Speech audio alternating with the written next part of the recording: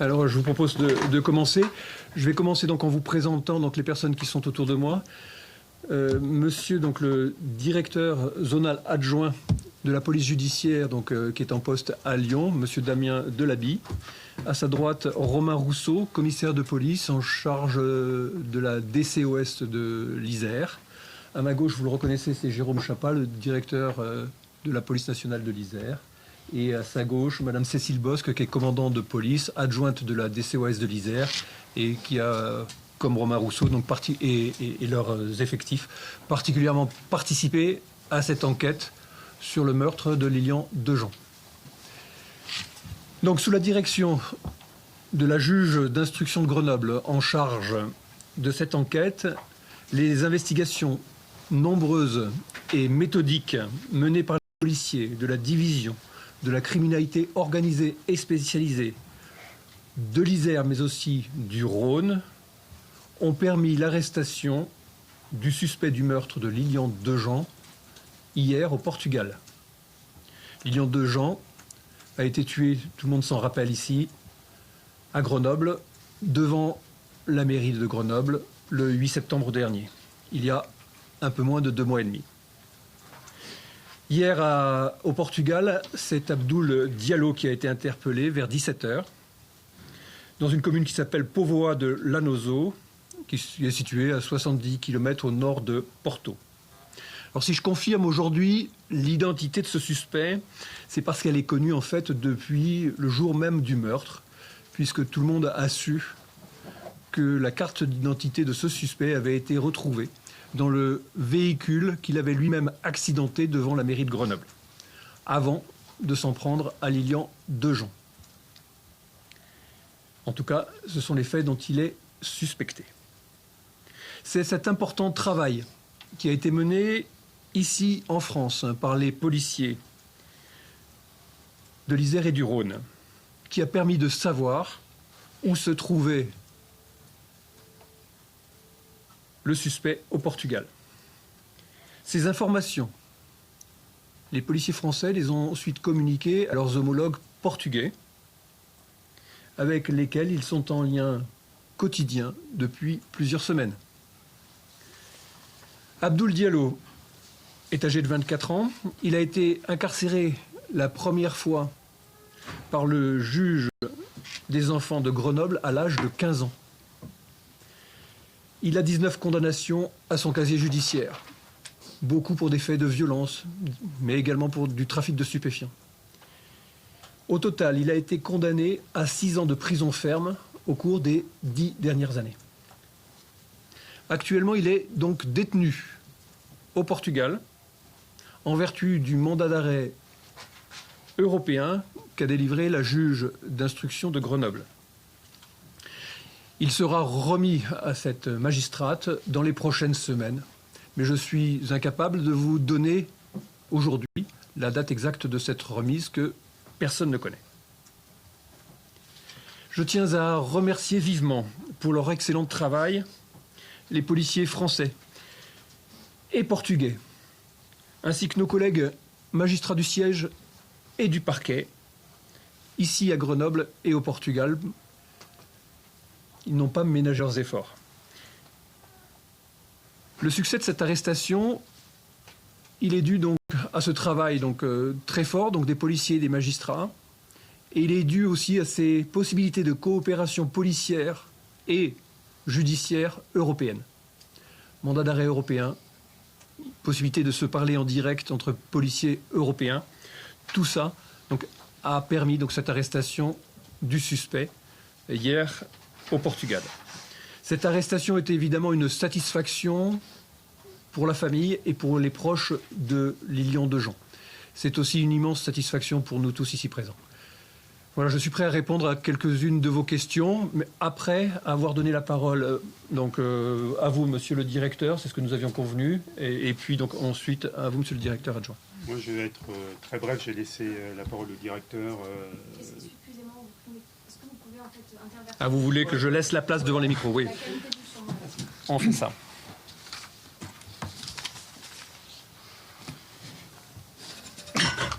Voilà, comme je l'ai dit, je vais être très bref. Je vais laisser la parole au directeur, évidemment.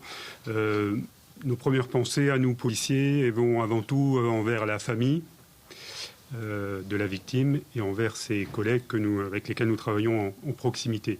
Parce que l'excellent travail qui a été accompli par les policiers, que ce soit les policiers français de l'Isère ou du Rhône, permet à ce que justice soit rendue. Et c'est là le cœur des missions de la police nationale. Que justice soit rendue dans un temps qui peut paraître un peu long, mais qui est un temps assez bref et assez record d'ailleurs dans ce type d'affaires. Donc voilà, je tenais moi à m'exprimer pour montrer toute la fierté que j'ai à diriger les enquêteurs de la DECOS 38 qui ont travaillé bien sûr en autonomie, qui m'ont rendu compte, mais qui ont accompli un travail remarquable et qui n'ont pas ménagé leurs efforts de jour comme de nuit. Avec des techniques que le directeur expliquera peut-être, mais voilà, nous sommes ici très soulagés de la manière avec laquelle cette enquête arrive à un point qui n'est pas un point final, mais qui est un point important dans son avancée.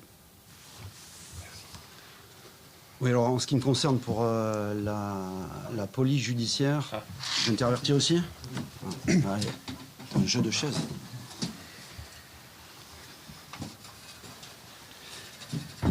Donc ce que je disais en ce qui me concerne pour la police judiciaire, évidemment, et je répéterai ce qu'a dit le directeur de la police nationale de l'Isère, le plus important pour nous, c'était de rendre justice pour la famille et les proches de la victime.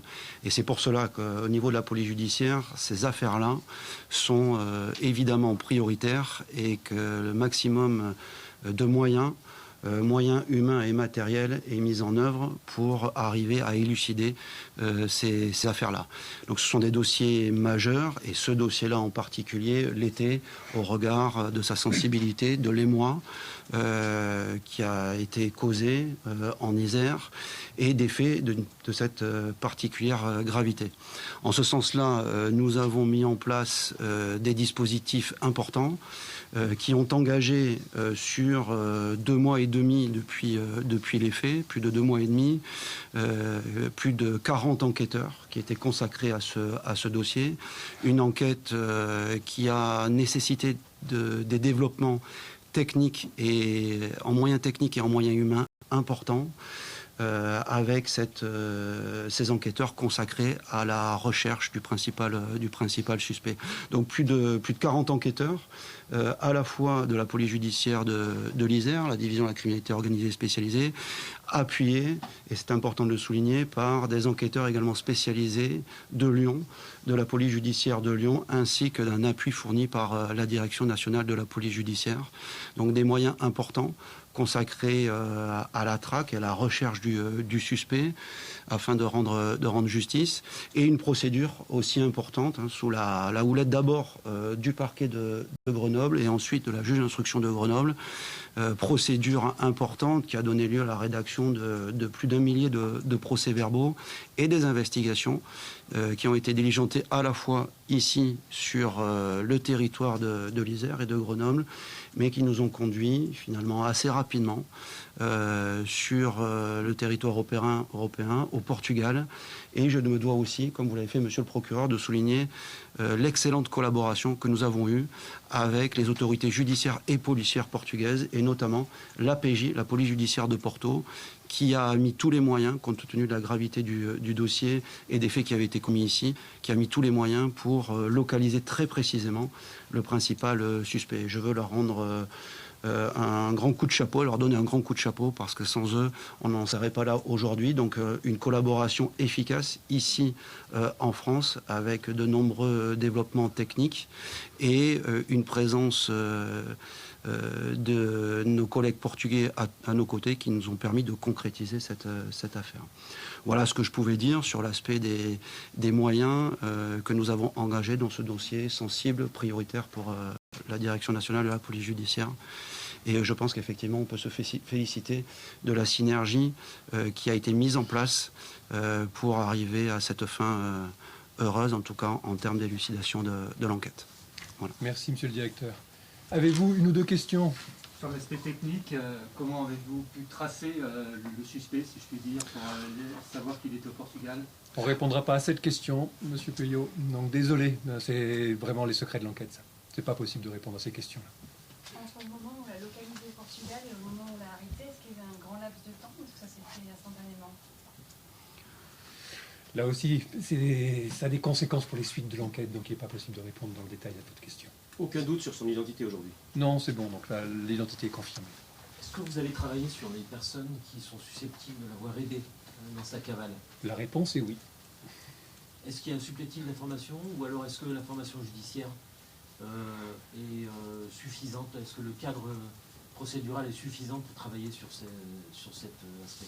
Il n'y a pas encore de supplétif, mais oui, mais il y a un cadre d'enquête suffisant.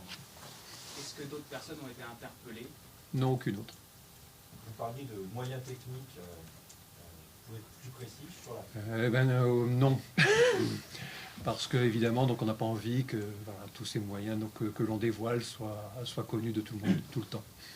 Le délai pour la remise de la France, comment ça se compte en semaine? On a des expériences les uns les autres de 5-6 semaines pour d'autres affaires, donc, mais avec d'autres pays européens. Donc c'est dans cet ordre-là. Est-ce qu'on peut savoir si très rapidement il est parti à l'étranger au Portugal? Est-ce qu'il y a eu d'autres étapes? Nous on le sait, mais on ne pourra pas vous le dire. Voilà. Vous ne savez pas ce qu'il avait eu l'intention de faire à partir du Portugal, non? d'y rester. Il était à l'abri. Il se croyait à l'abri, sans doute. Ouais. Il n'a pas encore été interrogé au Portugal? Il y a des personnes d'ici qui sont sur place? Non, il sera entendu, donc, il sera entendu par les juges portugais sur son identité et remis ici donc à la juge sur les faits. Quel est le statut de sa détention actuellement? Est-ce que c'est une garde à vue? Est-ce que c'est une rétention judiciaire? C'est une détention judiciaire sur la base du mandat d'arrêt européen. Il peut s'opposer à son retour en France? Il y a des procédures qui... Oui, il y a toute une possibilité de recours. Voilà. Mais donc c'est pour ça qu'on ne peut pas vous donner du tout de date prévisible sûre de remise à la France. Est-ce qu'on sait depuis combien de temps il vivait dans l'appartement concerné qui a été perquisitionné et donc où il a été arrêté? On le sait, mais on ne le dira pas. Ben non.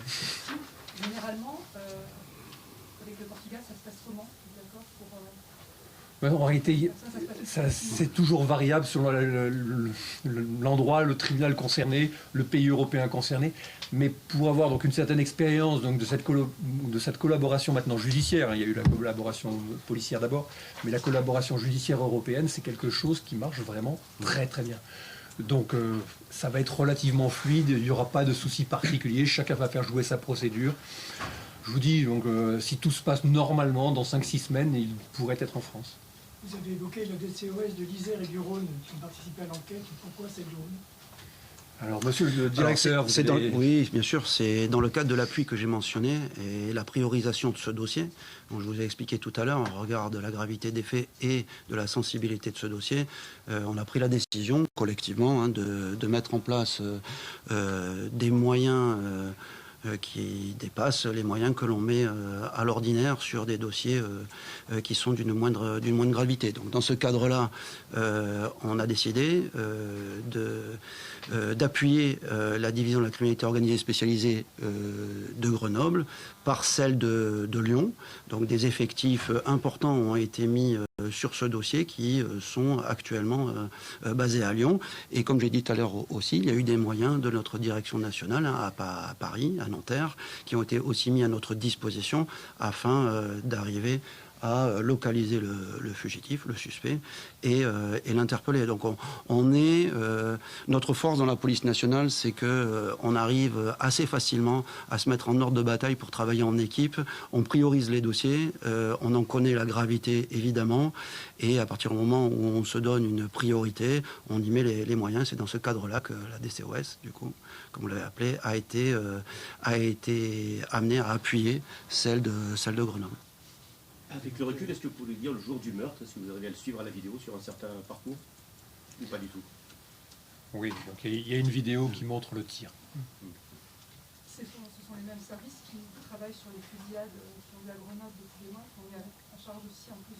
Oui, alors pas systématiquement, mais oui, la DCOS de Grenoble est saisie donc des fusillades grenobloises pour l'essentiel, je pense, et avec l'appui donc de la DCOS du Rhône, ce qui explique donc, la présence aujourd'hui donc de Monsieur Damien Delaby, donc qui est directeur zonal adjoint donc, de la police judiciaire.